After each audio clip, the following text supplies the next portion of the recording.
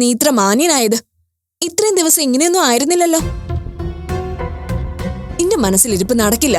അതിനു വേണ്ടി ഇവിടെ കിടന്ന് കറങ്ങുകയും വേണ്ട. എന്ത് മനസ്സിലിരിപ്പ്? നിങ്ങൾ എന്തൊക്കെയാ വിളിച്ച് പറയുന്നേ? നീ എന്താ കരുതിയത്? നിന്റെ ഒന്നും മനസ്സിലെ ചിന്തകൾ ആർക്കും മനസ്സിലാവില്ലെന്നാണോ? ആദർശിനെ സോപ്പിട്ട് ഇവിടെ ജോലിക്ക് കയറാനല്ലേ നീ ഇങ്ങനെ നാണം ഇല്ലാതെ വലിഞ്ഞേറി വരുന്നത്? സൂക്ഷിച്ച് സംസാരിക്കണം.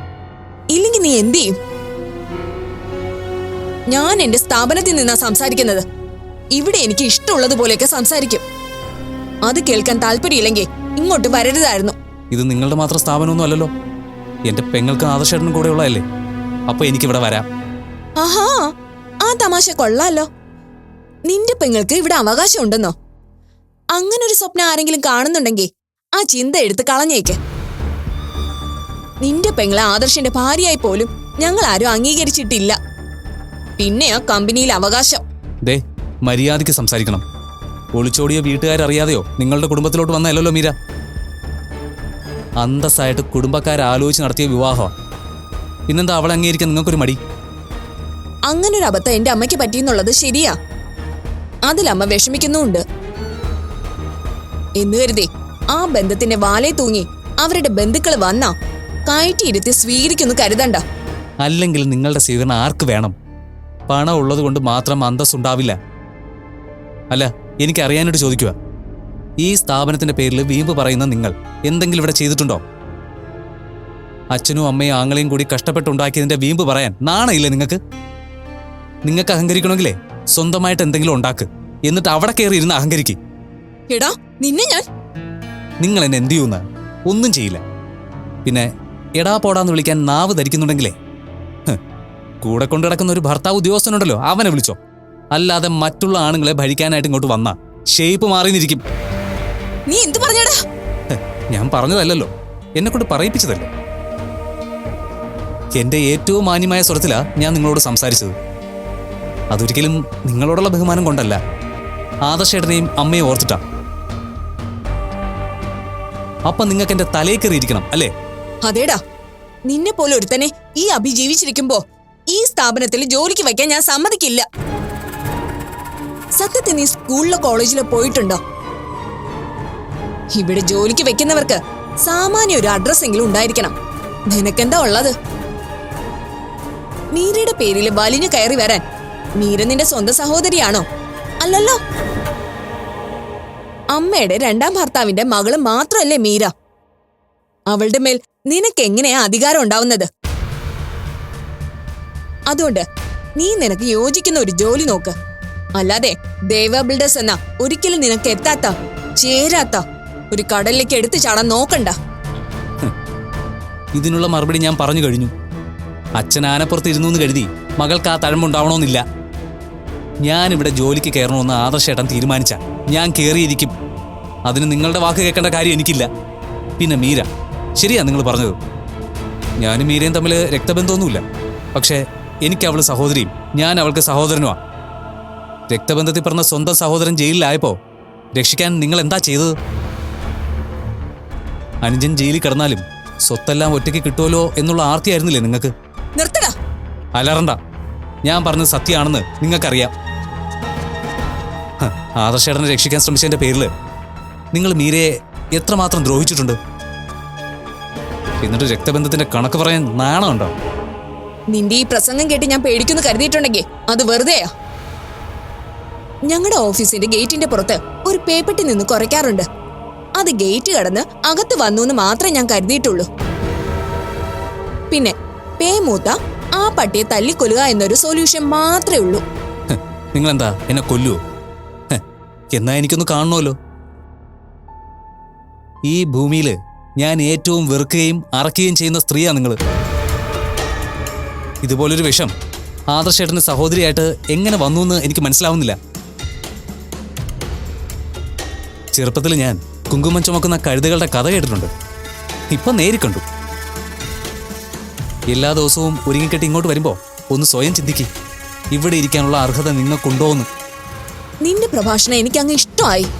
നീ പറഞ്ഞതൊക്കെ ഞാൻ ആലോചിച്ചോളാം. ആലോചിച്ച് മനസ്സിലാക്കി കഴിയുമ്പോ നിന്നെ വിളിച്ച് പറയുകയും ചെയ്യാം. എന്താ, മതിയോ? പക്ഷേ ഈ സ്ഥാപനത്തിലൊക്കെ ജോലി ചെയ്യാമെന്ന നിന്റെ ആഗ്രഹം ഈ അഭിരാമി ജീവിച്ചിരിക്കുന്ന കാലത്തോളം നടക്കില്ല. ഇവിടെ മാത്രമല്ല, കൊള്ളാവുന്ന ഒരു സ്ഥാപനത്തിൽ നിന്നെ അടുപ്പിക്കില്ല. അതിനെന്താ വേണ്ടെന്ന് എനിക്കറിയാം. ഓ ശരി, നിങ്ങളെ കൊണ്ട് ചെയ്യാൻ പറ്റുന്നത് നിങ്ങൾ അങ്ങോട്ട് ചെയ്യും. ഞാനിപ്പോ പോവാണ്. അത് നിങ്ങളെ പേടിച്ചിട്ടൊന്നുമല്ല, നിങ്ങളുള്ള സ്ഥലത്ത് നിൽക്കാൻ അറച്ചിട്ടാണ്. ഇറങ്ങി പോടാ.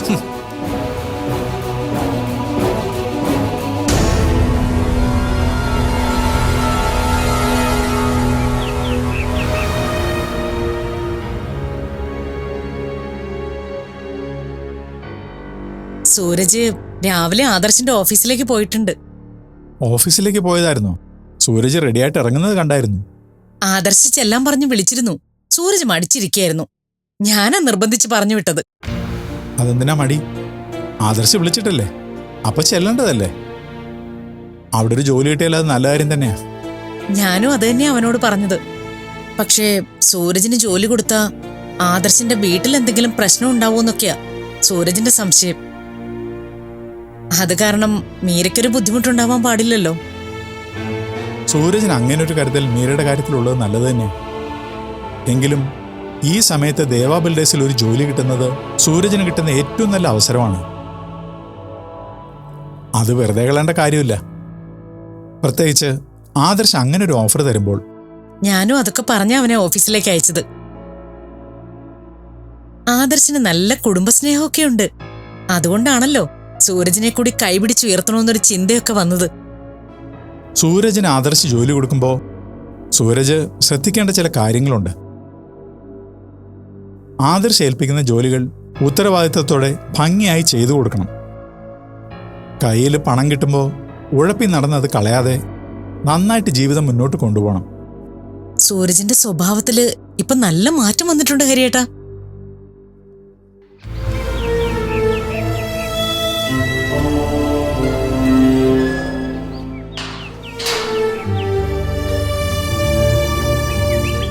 ഇപ്പൊ സൂരജിനെ കുറിച്ചുള്ള വേവലാതിയൊക്കെ മാറിയില്ലേ? നീ എന്താടാ ഇത്ര പെട്ടെന്ന് തിരിച്ചു വന്നത്? ജോലിക്ക് ജോയിൻ ചെയ്തില്ലേ? നീ എന്തൊന്നും പറയാത്തേ? നിന്റെ മുഖം എന്താ വല്ലാതിരിക്കുന്നേ? എന്തെങ്കിലും പ്രശ്നം ഉണ്ടായോ? എടാ കാര്യം എന്താന്ന് വെച്ചാ പറ. അത് ഞാൻ ഓഫീസിൽ ചെന്നപ്പോൾ അവിടെ ആദർശേട്ടനും മീരയൊന്നും ഇല്ലായിരുന്നു. പക്ഷേ അഭിരാമി ചേച്ചി അവിടെ ഉണ്ടായിരുന്നു. ഒന്ന് രണ്ടും പറഞ്ഞ് അവരുമായിട്ട് ഞാൻ വഴക്കായി. ഞാനവിടെ അഭയാർത്ഥിയായിട്ട് വലിഞ്ഞു കയറി ചെന്നതുപോലെയാ അവരെന്നോട് സംസാരിച്ചത്. അവിടെ എന്താ ശരിക്കും സംഭവിച്ചത്? അഭിരാമി എന്തിനാ വഴക്കുണ്ടാക്കിയത്? അത്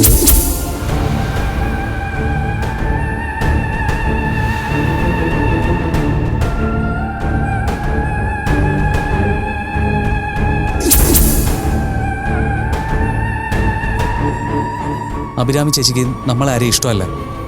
അതുകൊണ്ട് എപ്പോൾ കണ്ടാലും ഇത്തരം സംസാരവും നമ്മളെ അപമാനിച്ചുകൊണ്ടുള്ള പെരുമാറ്റമാണ്. ഇതൊക്കെ കാരണമാണ് ഞാൻ പോകുന്നില്ല എന്ന് പറഞ്ഞത്. ഇതെന്തൊരു കഷ്ടമാ. ആദർശ് പറഞ്ഞിട്ടല്ലേ നീ എവിടെ ചെന്നത്? ആ കാര്യം നീ അഭിരാമിയോട് പറഞ്ഞില്ലേ? അതൊക്കെ ഞാൻ പറഞ്ഞതാ അമ്മേ. അവരോട് എന്ത് പറഞ്ഞിട്ട് ഒരു കാര്യവുമില്ല. ഇതിനിങ്ങനെ വിട്ടാ ശരിയാവില്ല. ഈ കാര്യത്തിലൊരു തീരുമാനം ഉണ്ടാക്കണം. നീ അവിടെ നിന്ന് ഇറങ്ങിയിട്ട് ആദർശിനെയോ മീരയോ വിളിച്ചായിരുന്നോ? ഇല്ല. നീ വിളിക്കണ്ട, ഞാൻ വിളിച്ചു പറയാം. അതൊന്നും വേണ്ട ബീന. സംഭവിക്കാനുള്ളത് സംഭവിച്ചു. ഇനി നമ്മളതൊരു പ്രശ്നമാക്കാൻ നിൽക്കണ്ട. അതെന്താ പ്രശ്നമാക്കണ്ടാത്തത്? അപമാനിക്കപ്പെട്ടത് എന്റെ മകനല്ലേ? ഇവനെ ആരെന്തു പറഞ്ഞാലും എല്ലാം സഹിച്ച് കേട്ടോണ്ടെങ്കിൽ വന്നാ മതിയല്ലോ. ഇവന് വേണ്ടി ചോദിക്കാനും പറയാനും ആരുമില്ല. ബീന, ഞാൻ അങ്ങനെയൊന്നും കരുതി പറഞ്ഞതല്ല. നമ്മൾ ഇനി വിളിച്ചു പറഞ്ഞ് ആദർശ് അഭിയോട് ഇതേപ്പറ്റി എന്തെങ്കിലും ചോദിച്ചാൽ അത് അവർക്കിടയിൽ ഒരു പ്രശ്നമാവും. അത് ഒഴിവാക്കാനാണ് ഞാൻ അങ്ങനെ പറഞ്ഞത്. അതൊന്നും അല്ല. ആദർശവും അഭിരാമിയും തമ്മിൽ വഴക്കുണ്ടായ അത് മീരയും ബാധിക്കും. അതോർത്തല്ലേ ഹരിയേട്ടൻ അങ്ങനെ പറഞ്ഞത്? ഹരിയേട്ടന് മീരയ്ക്ക് എന്തെങ്കിലും സംഭവിക്കുമോ എന്നുള്ള ചിന്ത മാത്രമേ ഉള്ളൂ. സൂരജ് ഇവിടെ നാണം കെട്ട് വന്ന് നിൽക്കുന്നതൊന്നും ഒരു പ്രശ്നമല്ല. ഏയ്, അങ്ങനെയല്ല. ആരെന്തു പറഞ്ഞാലും ഈ സംഭവം വെറുതെ വിടാൻ ഞാൻ ഉദ്ദേശിക്കുന്നില്ല. അവളുടെ അഹങ്കാരത്തിന് ഒരു അവസാനം ഉണ്ടാക്കാതെ ഞാൻ ഇനി വെറുതെ ഇരിക്കില്ല. അമ്മ ഇങ്ങനെ ബഹളം വെക്കാതെ. അവരെന്നെ പറഞ്ഞതിന് പറ്റാവുന്ന രീതിയിൽ മറുപടി പറഞ്ഞിട്ടാ ഞാൻ തിരിച്ചു വന്നിരിക്കുന്നത്. ഹരിയച്ചൻ പറഞ്ഞതുപോലെ ഇതിനി വലിയ പ്രശ്നമാക്കേണ്ട കാര്യമൊന്നുമില്ല. നമുക്ക് തൽക്കാലം ഇത് ഇവിടെ വെച്ചങ്ങ് മറക്കാം.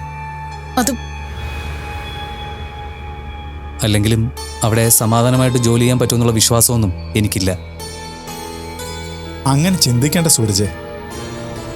നമ്മളിപ്പോൾ എന്തെങ്കിലും ദേഷ്യത്തിന് വിളിച്ച് സംസാരിച്ചാൽ ചിലപ്പോൾ അത് കൈവിട്ടു പോകും. അത് ഒഴിവാക്കി അല്പം സമയമെടുത്ത ശേഷം നമുക്ക് ആദർശിനോട് സംസാരിക്കാം. ഞാൻ അങ്ങനെ ഉദ്ദേശിച്ചുള്ളൂ. ആറിയ കഞ്ഞി പഴങ്കഞ്ഞിയാ. പറയാനും ചെയ്യാനും ഉള്ളത് അപ്പൊ തന്നെ ചെയ്യണം, പിന്നത്തേക്ക് വെക്കരുത്. വേണ്ടമ്മേ, ഹരീശൻ പറയുന്നതാ ശരി. ഇപ്പോൾ സംസാരിച്ച ദേഷ്യത്തിൽ നമ്മൾ പലതും പറയും.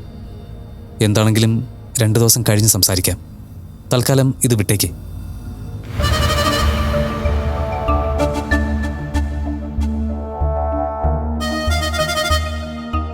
സൂരജ് പ്രാക്ടിക്കലായിട്ട് ചിന്തിച്ചു തുടങ്ങി. താനത് മനസ്സിലാക്കണം ബീനെ. അവന്റെ ഉള്ളിലും നല്ല സങ്കടമുണ്ട്. അതെനിക്ക് മാത്രമേ മനസ്സിലാവൂ, വേറെ ആരും അത് കാണില്ല.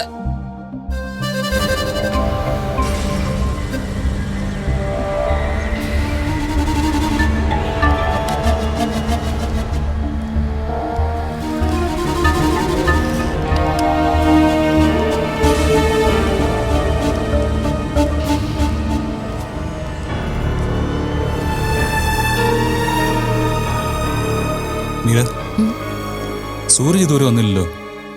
മീരയ്ക്ക് മെസ്സേജ് വല്ലിട്ടിരുന്നോ? ഇല്ല ആദർശേട്ടാ. ഇന്നെന്ത് പറ്റി? വരാന്ന് പറഞ്ഞ സമയം കഴിഞ്ഞല്ലോ. ശരിയാണല്ലോ, ഞാനൊന്ന് വിളിച്ചു നോക്കാം.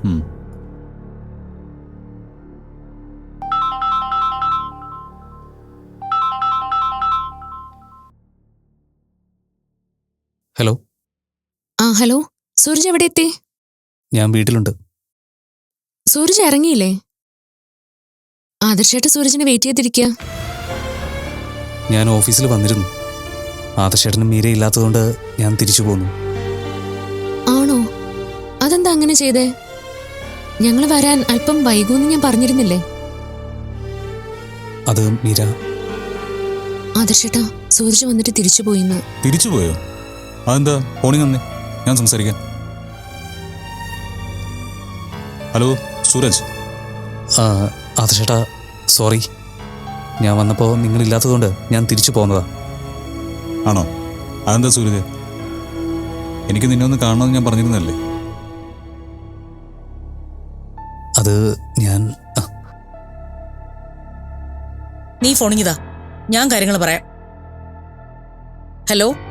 ഹലോ. ആദർശ് മോനെ, ഞാൻ ബീനാമ്മയാ. ആന്റി പറയൂ. സൂരജ് മോനോട് പറഞ്ഞത് മുഴുവൻ കള്ളോ. ഇവൻ അവിടെ വന്നിരുന്നു, പക്ഷെ തിരിച്ചു പോന്നത് നിങ്ങൾ വരാൻ വൈകിയത് കൊണ്ടൊന്നും അല്ല. പിന്നെ എന്താ ആന്റി സംഭവിച്ചത്? അമ്മ ഒന്നും മിണ്ടായിരിക്കും, വെറുതെ ഓരോന്ന് വിളിച്ച് പറയല്ലേ. മിണ്ടായിരിക്കണം. Hello aunty. മോനെ, ഞാൻ നിന്നോടിത് പറയാൻ വന്നതിന് സൂരജ് എന്നോട് ദേഷ്യപ്പെടുക. ആന്റി ഇത് കാര്യമാക്കണ്ട, എന്താ ഉണ്ടായെന്ന് പറയൂ. അവിടെ വന്ന എന്റെ മോനെ അഭിരാമിയെ ആട്ടി ഓടിക്കുക ചെയ്തത്. അഭിരാമിയോ? അതെ, ആ കുട്ടി പറയാൻ പാടില്ലാത്തത് പലതും എന്റെ മോനോട് പറഞ്ഞു. എല്ലാം കേട്ട് ഒരുപാട് വിഷമിച്ച സൂരജ് ഇവിടെ വന്നത്. ഇതൊന്നും ഞാൻ അറിഞ്ഞിരുന്നില്ല. അതെനിക്കറിയാം മോനെ. അറിഞ്ഞിരുന്നെങ്കിൽ മോൻ അഭിരാമിയോട് ചോദിക്കുകയും ചെയ്തേനെ. എന്റെ മോനെ അന്തസ്സില്ലാത്തവനെന്നും നിങ്ങളുടെ സ്ഥാപനത്തിൽ കാലെടുത്ത് വയ്ക്കാൻ പോലും യോഗ്യതയില്ലാത്തവനെന്നും ഒക്കെ ആ കുട്ടി പറഞ്ഞത്. ഇങ്ങനെയൊക്കെ പെരുമാറാൻ ഞങ്ങൾ എന്ത് തെറ്റാ അഭിരാമിയോട് ചെയ്തത്? ആദർശമോൻ വിളിച്ചിട്ടല്ലേ സൂരജ് അവിടെ വന്നത്? പിന്നെ ഒരു പിച്ചക്കാരനെ ആട്ടി ഓടിക്കുന്നത് പോലെ ആട്ടി ഓടിച്ചത് എന്തിനാ? സോറി ആന്റി, അഭിയുടെ സ്വഭാവം അങ്ങനെ ആയിപ്പോയി. അഭിരാമിക്ക് വേണ്ടി ഞാൻ നിന്നോട് സോറി പറയുക. അതൊന്നും വേണ്ട മോനെ, നിന്നോട് ഞങ്ങൾക്ക് ഒരു പിണക്കവും ഇല്ല. പക്ഷേ അഭിരാമിയെ ഒന്ന് പറഞ്ഞു മനസ്സിലാക്കണം. പണത്തിന് മാത്രമേ ഞങ്ങൾക്കൊരല്പം കുറവുള്ളൂ. തെറ്റെന്റെ ഭാഗത്താ. ഞാൻ വിളിച്ചിട്ടാ സൂരജ് വന്നത്. അപ്പൊ അവന്റെ കാര്യങ്ങള് ഞാൻ ശ്രദ്ധിക്കണമായിരുന്നു. Anti സൂരജിന്റെ കയ്യിലൊന്ന് phone കൊടുക്കാവോ? ശരി മോനെ. ദാ ആദർശ് മോനെ നിന്നോടെന്തോ സംസാരിക്കണമെന്ന്. ഹലോ ആദർശേട്ടാ. സോറി സൂരജ്, ഞാൻ കാരണമാണ് നിനക്ക് അപമാനം ഉണ്ടായത്. അഭിക്ക് വേണ്ടി ഞാൻ നിന്നോട് മാപ്പ് പറയാ. അയ്യോ, അതൊന്നും വേണ്ട ആദർശേട്ടാ. ഞാനതൊന്നും മനസ്സിൽ വെച്ചിട്ടില്ല. പിന്നെ അഭിചേച്ചിയുടെ സ്വഭാവം എനിക്ക് നന്നായിട്ട് അറിയാം. അതുകൊണ്ട് ആ പറഞ്ഞതിനൊക്കെ അത്രയ്ക്കുള്ള വിലയും ഞാനും കൊടുത്തിട്ടുള്ളൂ. എന്നാലും നീ ഇതൊന്നും മനസ്സിൽ വെക്കരുത്. ഒരിക്കൽ കൂടി സോറി. ആദർശേട്ടൻ ഇങ്ങനെ മാപ്പ് പറയുന്നത് കേൾക്കുമ്പോഴാ എനിക്ക് സങ്കടം. ശരി സൂരജ്, ഞാൻ സൂരജിനെ വിളിച്ചോളാം. ശരി ഏട്ടാ.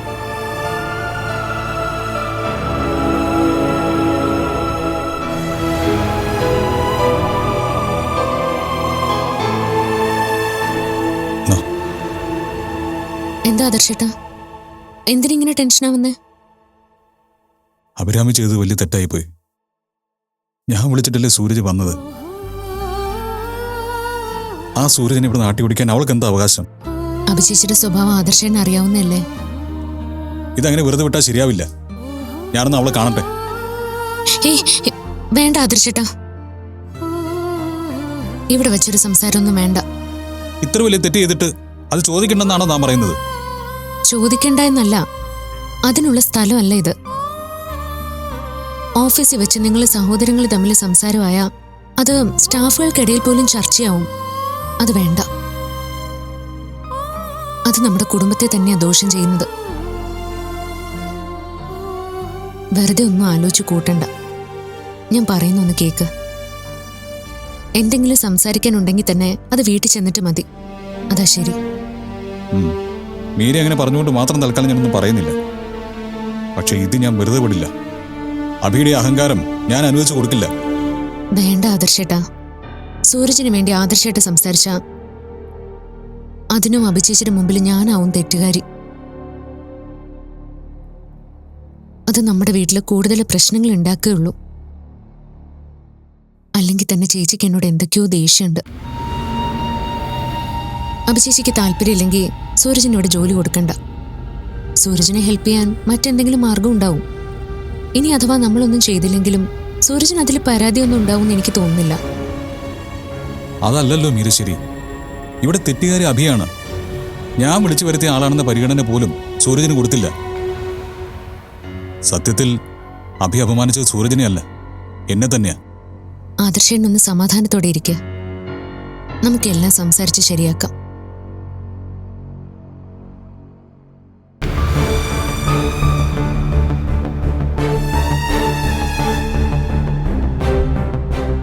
നീ എന്തിനാ സൂരജ് നുണ പറയാൻ തുടങ്ങിയത്? ആദർശ് പറഞ്ഞിട്ടല്ലേ നീ അവിടെ ചെന്നത്? അപ്പൊ അവിടെ എന്താ സംഭവിച്ചതെന്ന് സത്യസന്ധമായിട്ട് പറയേണ്ട ഉത്തരവാദിത്വം നിനക്കില്ലേ? തൽക്കാലം നമ്മൾ അതേക്കുറിച്ചൊന്നും സംസാരിക്കുന്നില്ല എന്ന് തീരുമാനിച്ചല്ലേ. പിന്നെന്തിനാ അമ്മ വെറുതെ എൻ്റെ കയ്യിൽ നിന്ന് ഫോൺ വാങ്ങിച്ചിട്ട് ആദർശേട്ടനോട് എല്ലാം പറഞ്ഞത്?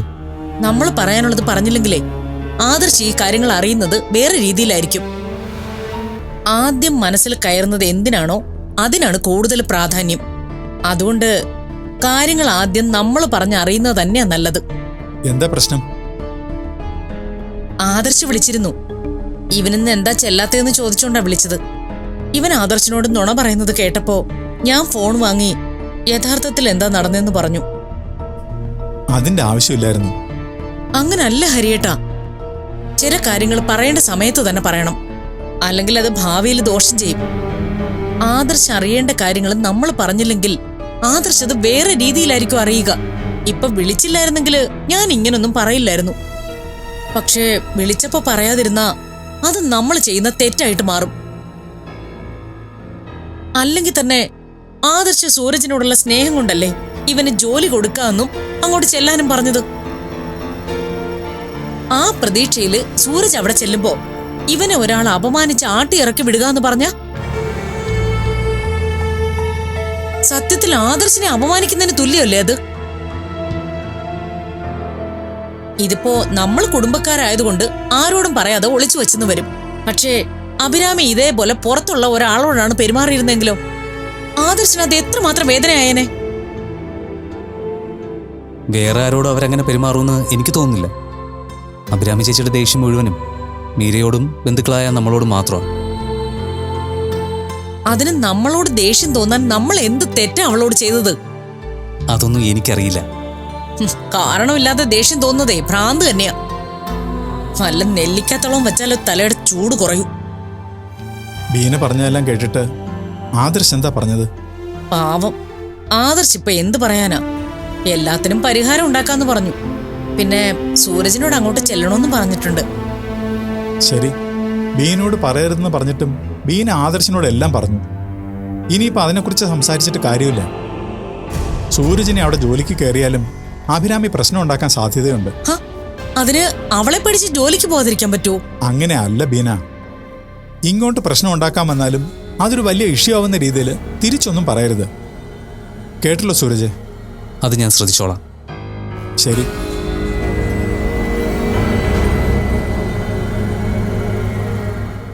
അതെ, നീ ഒരുപാട് താന്നു നിൽക്കേണ്ട കാര്യമൊന്നുമില്ല. ഇങ്ങോട്ട് വഴക്കുണ്ടാക്കാൻ വന്നാ നല്ലത് തിരിച്ചു പറയണം.